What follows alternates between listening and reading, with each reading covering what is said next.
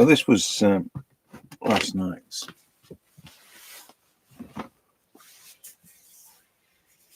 video, and I was trying to make the point that of all these amazing artists that let's use that word, but it's not necessarily correct. But this idea that this finish, the execution, the skill, the technique, all those things make great art. Let's just say that that's the case. But you see all these amazing artists that'll do the buttons on the shirt and the detail on them, and the 2 years to paint the. I saw that somewhere. Someone painted for 2 years the cardigan or something. I can't remember. The actual pattern of the wool in the cardigan, right? And I kind of look at that and I think, so what? It's like it's 2 years. That's 2 years of doing that. So what? To make it look like a photograph. So what? So that was the general, and how that undermines all the rubbish that you've got in your head about, oh, it's got to be this good, I've got to be as good as that so and so, I've got to do it this detail. If you just turn around and say, so what, all of a sudden you're set free. Right? Suddenly whatever, whatever. Great, you spent 2 years painting a blooming cardigan with the wool on it, and so what? So and I know it's people, how can you be like that, and so on and so forth, but I've always been like that. I suppose, I'm not, and as I got older, I'm less impressed by everything. So there's not an awful lot that impresses me now, and I just, apart from honesty and purity and that little bit of magic that you see every now and again in someone's creativity, in their art, because it lives in there. It doesn't live in skill. It doesn't live in technique. Art doesn't live in those things. It lives in the purity and honesty of creative intention. That's where it lives. And those are the things that impress me. I don't see it that often. People are always striving to be more detailed, to be better. So I tuned in this morning, right, to Facebook, and I worked out quite well. I quite like the idea. The paper, and this is new hazel. I've got a great big batch of hazel I've made, and this hazel, it's very grainy. It might be like a vine, if you like, but the granular nature of it builds up on the surface, and as I'm rubbing it, it creates this texture. So it's great on here, but I've got to be careful when it happens like there, or it happens in the hair. But it's great on here. I quite like that, all that sudden. It's not your normal kind of blendy smoothie thing. Anyway, so this morning I tuned into Facebook, and there's somebody there talking about pencils. It's talking about, I've got a new stool, but it's just as creaky. So I'm sorry, it's me. It might be me that's creaking and not the stool. And so they're talking about it's a thing for beginners. So I'm going to draw this lady, by the way, there. And it's a thing for beginners, and they're talking about pencil drawing as opposed to charcoal drawing, and how they'd resolved that there may be some great artists out there, but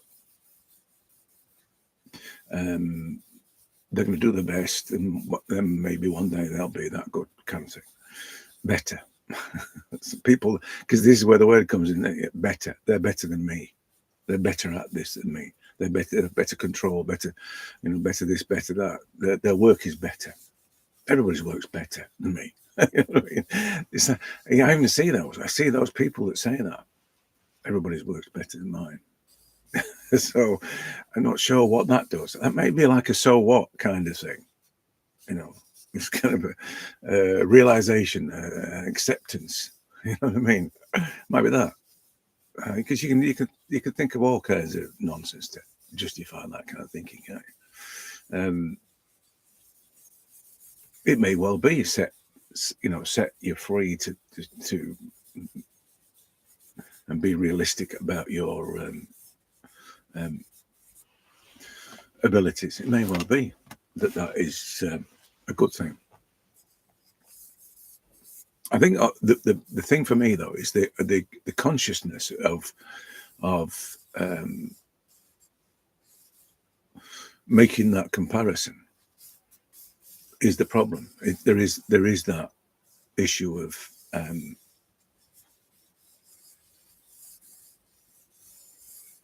thinking about comparing yourself in the first place in order to come to the conclusion that everyone is better. There's that. So I think that's probably the problem that I see with the word better. Also, it's amplified by it's a consequence of X. It's a consequence of better paper. It's a consequence of the medium, charcoal, pencil, whatever. Paint is a consequence of those things. So better plus the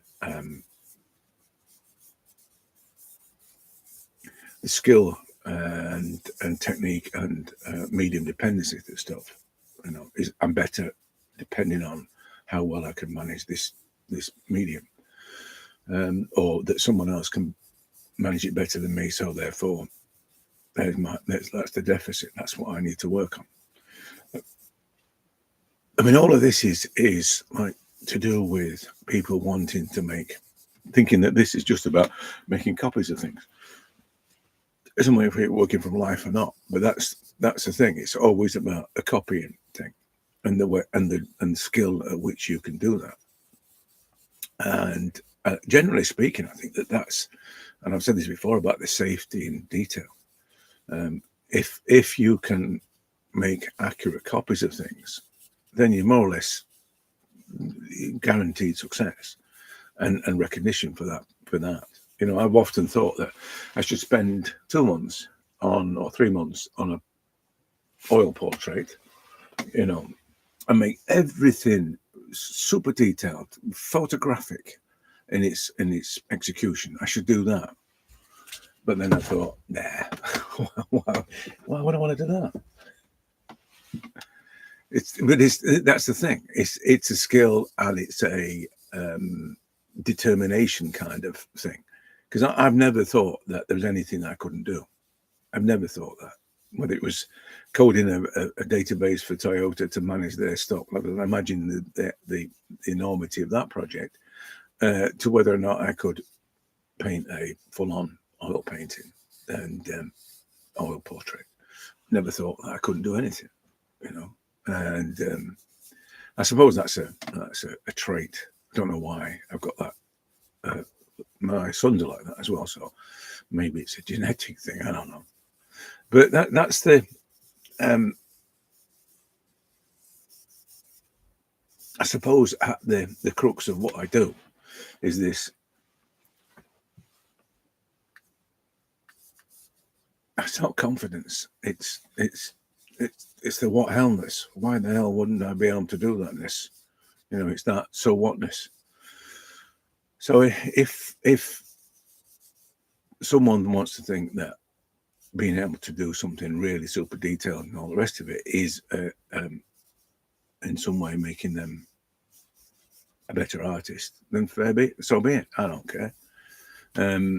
I just know that it is what it is what it is to me. That's the thing. If it's not super duper detailed and yet I still connect with it, fine. If it is, I mean, there's equally as I'm not that impressed with skill. I think sometimes skill becomes the supposed arbiter of quality, and it's not. It's just something somebody's practiced a hell of a lot to be able to do. So I know it's a trite thing, but it's the X factor thing. You know, you may well be able to play the piano like, you know, amazingly, but is it? It's that other thing, that special thing that makes it sound amazing, makes it sound brilliant. Or it may well be often, and I know this is kind of a creative thing anyway, that often without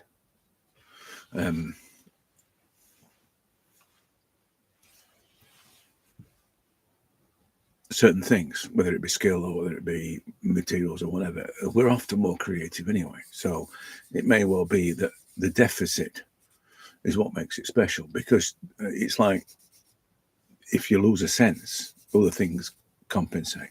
It's that kind of thing. It's like I haven't got all the faculties. It's Django Reinhardt. You know, yeah. Was it 3 fingers, 2 fingers? But he could. Many people now still can't play like he played. But it's that. It doesn't matter really. Whatever the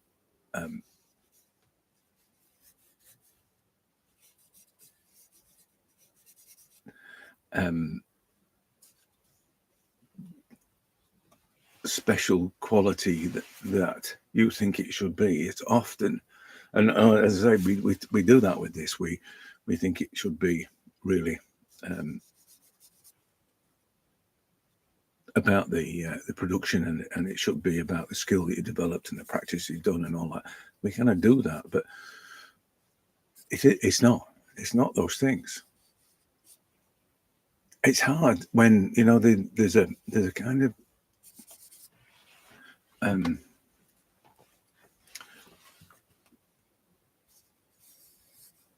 assumption that people sort of jump into doing portraits or just generally making art, and it's the reason why people use the word better, I suppose, is that there is this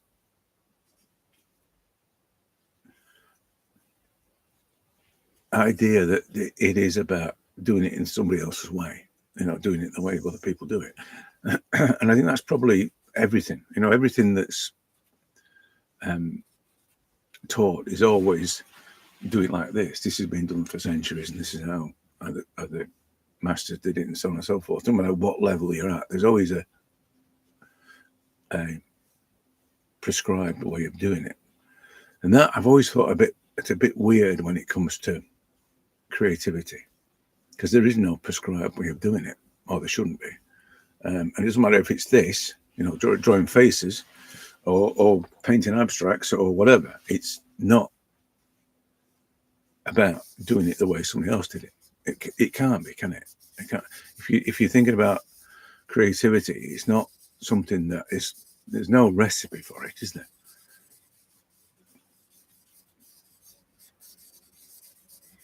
And then people talk about subjectivity. You know, it's what you like. I don't think it's that. I don't think that being creative is about what you like. You just be creative. But even down, if you're talking about what you like, you're still doing an assessment of its quality, of its worth, aren't you? It's not. It doesn't have a value. Art doesn't have a value, or creativity doesn't have a value. It exists. That's it. It's not like to be counted or quantified. But this is the better thing. You know, this is the what something's better than others. This is why I've got this thing about the game show. I've got this thing about artists being put up against each other in some kind of gladiatorial entertainment thing, and it just does not sit well with me at all. The thing is that I see all these artists that go on these shows, and they're all petrified, like the girl that was on the Australian one, and every one of them, they're brilliant artists. Every one of them have made a creative statement. You know what I mean? They brought something into the world that didn't exist before. Every one of them has created magic, and they're going to sit there and say one's better than the other. I'm sorry, no, it's not going to happen, is it? Who are these people who are judging? Let alone the artists. I can understand why the artists would do it. we spend our lives trying to please others, and the ultimate would be to have some kind of accolade like that, I suppose. But yeah, I think that the whole better idea comes from that kind of thinking. You know, somebody won if somebody won one of those shows, I'd be less inclined to like what they do than somebody who didn't, and which is probably my friend did it and didn't get anywhere. In fact, I've got two friends who did it, and neither of them got anywhere with it, which is a testament to them.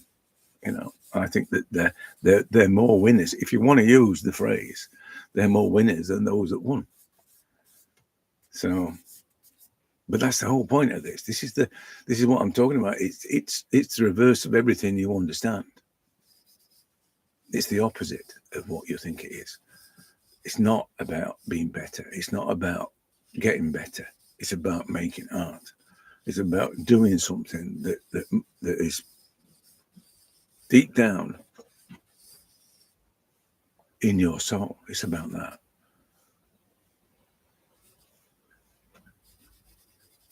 Something that you cannot not do.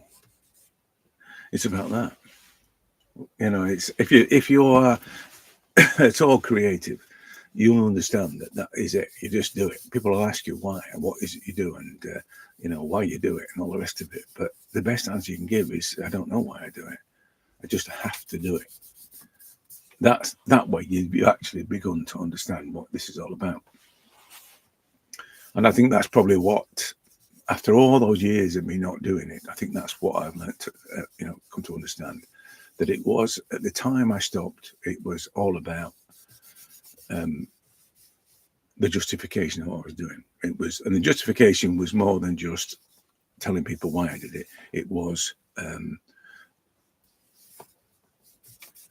making it detailed and highly finished and technically correct and all that kind of stuff. Those were my ways of saying to people, you know, I'm doing this is what I do, and this is why I do it. So and I would have talked about getting better and practicing to get better, and all the things that I see people falling over, because that's the thing. They limit themselves by this expectation to be better than what they are.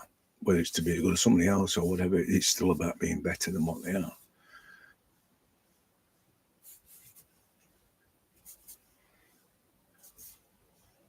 But I can't, on these groups, I can't talk like this. I thought at the time, if I start saying these things, they're going to be up in arms. Surely it's about how well they can blend from one thing to. Surely it's about their accuracy and whatever else is the denoter of quality. Surely it's about these things. Now, how dare you say that it's not about these mechanical skills? These practiced and rehearsed and desirable skills. I still have that guy that said to me that if art's not skill, what is it? I still have that in my. Every time I talk about this, it's like I just remember that guy, and he's probably typical of the kind of people that perpetuate the idea that it's about skill, and there's expectation and all the stuff that everybody falls over with. But it's not about any of those things, It is required. It is the thing is, skill development is a consequence of intention. It's not the intention itself. So you develop your skills to be able to manifest your creativity. That's it. You don't do them. You don't get a pile of. I've said this before. You turn up at a job and you've got flat screwdrivers in, but you need a posi drive or a Phillips. It's you can't walk around with a toolbox full of skills. And I mean, I've said this many times, and then reading what Henri said, Thierry Henry, famous footballer, what Robert Henri said about it's as if you have no skills. Every time you paint, it's as if you have no. I'm thinking that, yeah, that's it. That's what it is. You have the base skills, observation and dexterity. You have those base skills, but at the time that you're responding to what you see before you, you are learning, if you like.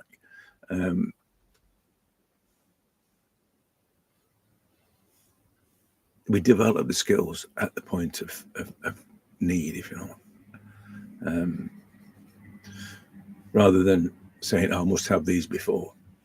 And you do accumulate skills. There's no doubt about it. You'll accumulate skills, and as I have, and that is but that's the right way to accumulate skills, not to practice them. And because the problem with the practice thing is that, as I said, you've only got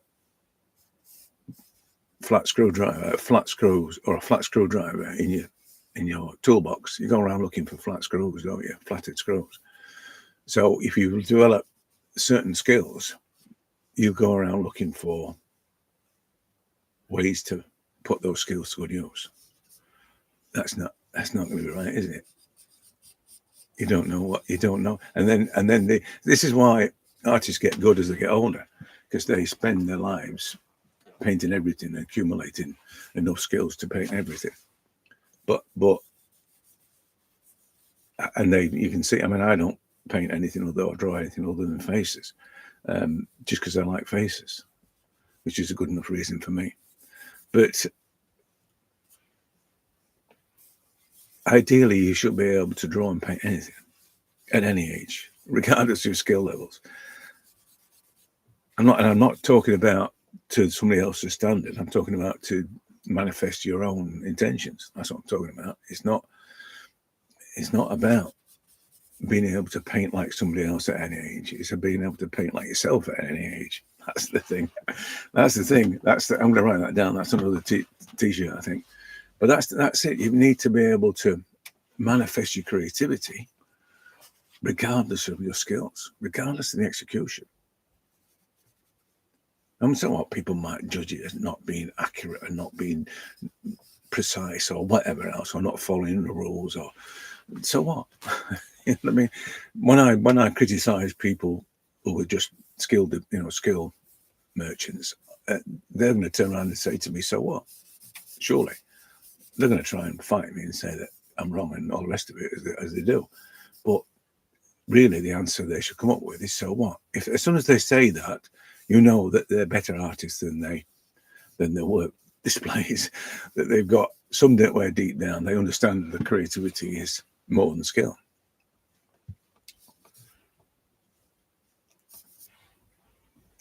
But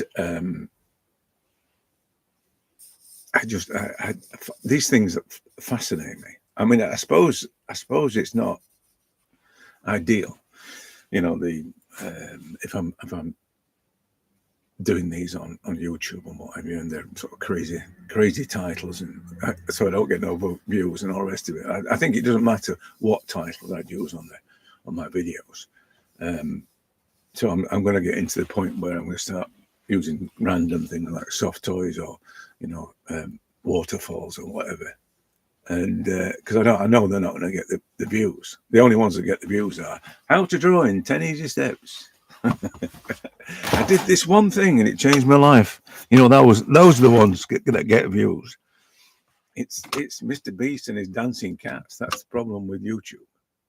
I did a when you're a partner, they do these sessions where they're supposed to help you. I mean, it's all a big scam, but let's just pretend for a minute that YouTube is actually a legitimate platform and not just a profit machine. Anyway, so they said, "Oh, you come on this thing, and you'll hear from people who've got member groups that are really successful and lots of members and all the rest of it." And anyway, one of these so-called successful candidates, these successful YouTubers, identified as a cat, right? So right there, that's the kind of competition you're up against. This girl that identified as a cat, right? And she sits and plays games all day, and people watch her play games, but she identifies as a cat, right? What's wrong with the world? It's no, I've no choice. I've no chance of any of these videos getting seen the light of day. You know, let alone getting any decent numbers. Maybe in 15 years' time, I might have accumulated 1,000 views, but it's not. You know, it's not. So I've come to the conclusion. My resolution is that I'm just going to say what it is that motivates me and the way I think about what I do. And if it helps somebody, brilliant. But you know, it's just not a viable endeavor. Not really. But the part of me says that, you know, when we create art, we disrupt the cosmos, right? We bring something into the existence that didn't exist before. So therefore, it has to be a significant thing. So if I put videos out, right, that didn't exist before, and I cover things that weren't talked about before, I'm sure there will be though, but let's say there weren't, then that in a way is me disrupting the cosmos. And if that is how it should be, then that's how it should be. I'm quite fatalistic about that kind of thing. It's what it is. But yeah, this is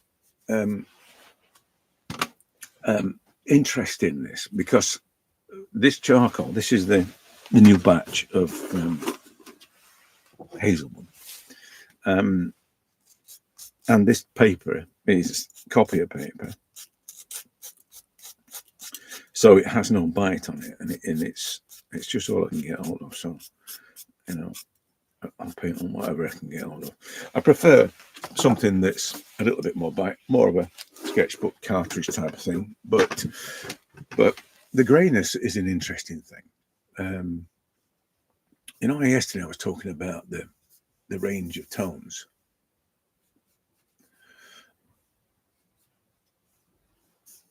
I'm quite liking the idea of this limitation of tones, and the greyness and the subtlety of that. You know, of what happens with it. I quite like that.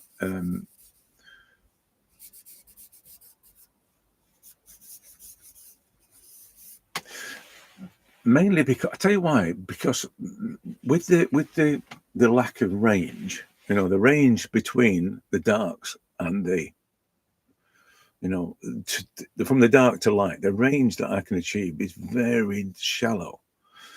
And I without it being, and this, which is why it looks great. But I quite like that being a limitation. I talked about the creativity thrives with under, you know, limited conditions. You know, I know that because, you know, when we were on the studios, it was always if the time was short, if the budget was narrow, which is the same thing, then invariably we were more creative. I think if you remember back in the day before computers destroyed the design industry, the creativity that were in the VW ads, for instance, or the cigar ads, was simple and minimalistic in its application, and yet it was far more poignant and effective. Which is, as I say, I think all my life I've known, like when we're in situations where budgets are tight and we've had to publicize the shops and things, and known that we just couldn't do the thing. We couldn't work in color, or we couldn't. Which is the thing about when I first started in the business. Everything was in black and white. You know, ads were black and white, printing was black and white, and you learned that limitation wasn't a reason not to be creative or not to be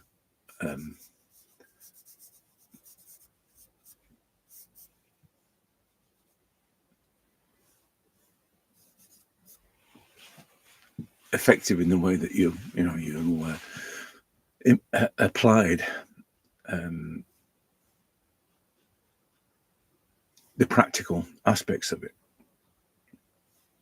He just learned to work with it, and I think that's probably what I'm experiencing with the charcoal. This is the fourth drawing with this charcoal, and I'm now getting a handle on it.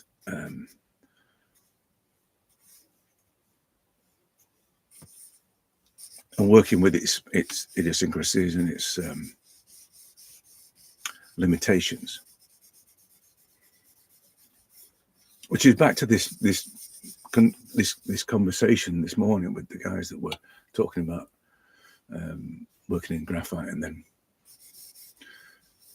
struggling with charcoal. And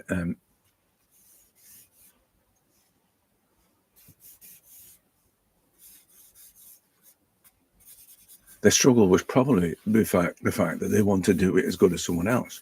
They wanted to be as, better than what they were. And the thing with, and they use this analogy of the, pencils are always available wherever.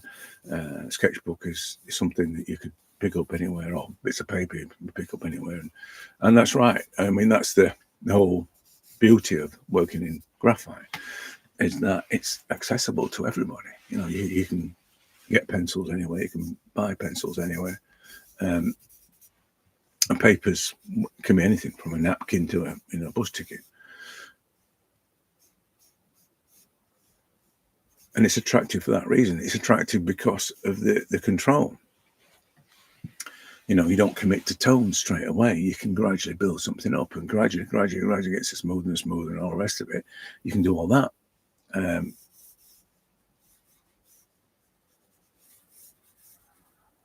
But it doesn't really prepare you, even though it prepares you for, it can in the skill world prepare you for painting, because you get used to the idea of creating outlines for things which you can then apply paint to. And that's the progression. That's how people see it. You learn to draw something, and then you learn to color it in. That's it. And that's the trajectory for most people.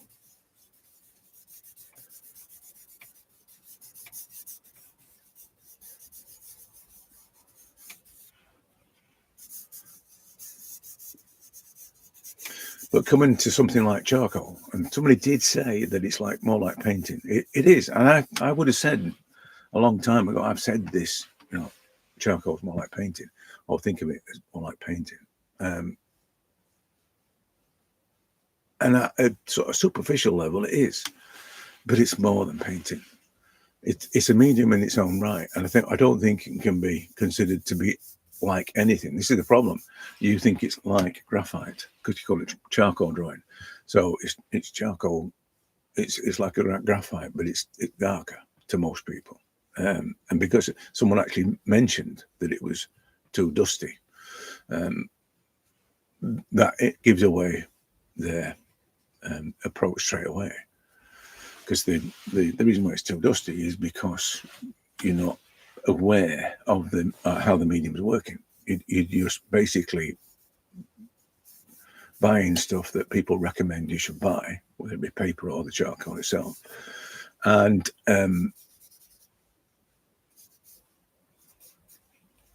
finding it doesn't do what you want it to do, and also it's very dusty. It's dusty because you've got the wrong paper and the wrong charcoal. That's the only reason. It's not because it is dusty. How much dust is on here? The other one is the one about I always end up smudging it thing. Well, you've spent your life leaning on your drawing and drawing from the wrist. Unfortunately, when you work with charcoal, you can't touch the paper, so you've got to learn to draw like this, not touching the paper. But these are just things that you'd be conscious of if you understood what it was really about. Immediately that happened, you'd think, well, I can't touch the paper, so I'm going to have to draw upright or, from in a way that doesn't touch the paper. You'd immediately think that, wouldn't you? But maybe some people haven't got that many brain cells, and they think that everybody suffers with that, don't they? No, none of us do. None of us are painting. You watch anybody work in charcoal, and very few. Well, then you might use one of those stick things because some of them treat it, with a what's it called? More, I can't remember what they call them. You know, a stick thing they lean across. They use those in painting. Some will use those things to make sure they don't touch the paper. But the point is, this thing of you work in charcoal, you work in graphite, and you come to charcoal and you think it's going to be like, and you call it drawing, so you think it's going to be like working in pencil, and you're going to try and do all the things you do in pencil in charcoal. It's just not happening, is it? But that's the skill mentality. You think it's a skill. It's not. It's just about expressing your creativity and responding to what's in front of you. It's all about that. Do that, and it's nothing to do with the mediums. If the mediums don't, like with me, I mean, if I was that fussy, I'd be out trying to get better paper. But I haven't got any better paper. I have to work with this, so I'll work with this. That's it. So it's not about the medium, and it's not about the materials.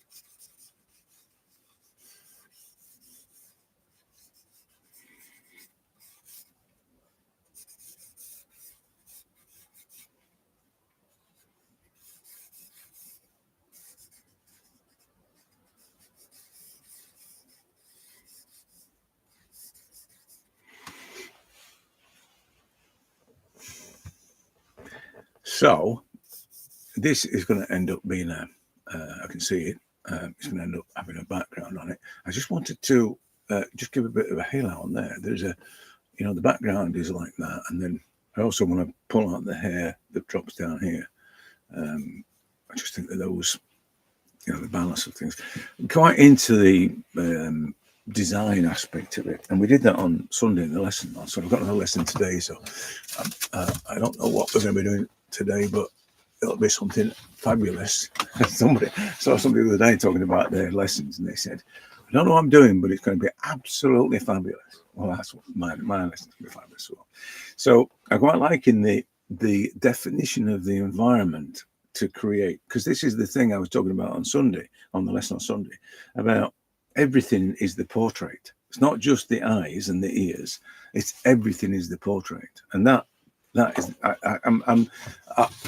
I know they become more than floating heads. I think this one. There's another one. They become more than floating heads, and I seem to go through this phase of 1 minute I'm drawing floating heads, and the next minute I'm drawing, paintings. In fact, it started with the other week if you've seen it, when I was talking about, painting a drawing, drawing a painting or whatever. And it's that. I think that I'm desperate to give it more existence. You know what I mean? More presence than a mere scribbling of a floating head in space. So I think it's just that I tell you what it is. It's because I think that the thing about portraits is they have to have context for them to be, for me, to be a portrait, for them to have more than just a resemblance thing. More than, it has to have the emotive component. And I think that putting them into an environment emphasizes the emotive environment, that emotion, that content. So that's all it is. I just think that if I can indicate that this person, while she's looking quite, down and unhappy in a somber, dark, and dimly lit environment, she'll look even more miserable. But that's what it is. I think that's probably why I'm kind of fixated on making them more than just a floating head. Anyway, I'll leave it at that, because I'm now going to start to rectify things. Ears got to be a little bit bigger, and it's about in the right position, but it just comes round a little bit. You see up there like that, it just comes round a little bit up there. Looking at the alignments and things, it looks about right up there.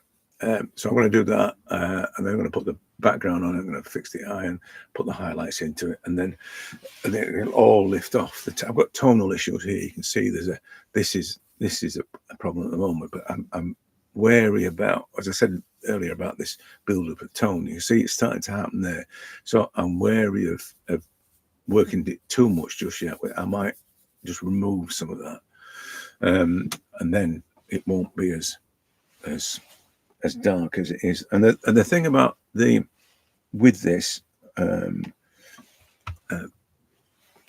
build up of charcoal thing, there is, I'm trying it with rubber, but if I can knock it back a little bit with something delicately to on the surface of it. Now, it's whether it's one of these things, a cotton bud. You can see it's better already. Whether it's a cotton bud, because see the increment of tone between there and there is minuscule. It's not that it looks like it's dark, but it's not that dark. It's only very tiny. So, and that's the sort of the danger with these this charcoal is that I could get to a something too dark too soon if I'm not careful because of the build up of charcoal. So it's better that I'm a little bit vague about that.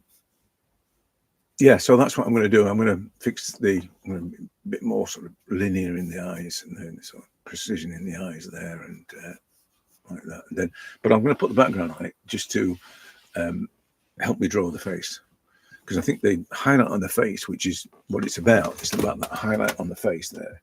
I think once that's emphasized, the detail of it's a bit like the guy last night. Once the background started to define the face, the detail on the face became secondary. All I got to do is make it look like it's shining, so I think it's the same with this one. So that dark background across there is what I'm going to focus on next, and then I can tweak things, bring the chin up a little bit, and then sort the density of the ear out, because it's almost hidden there at the top. And then fix other bits like the eyes and stuff.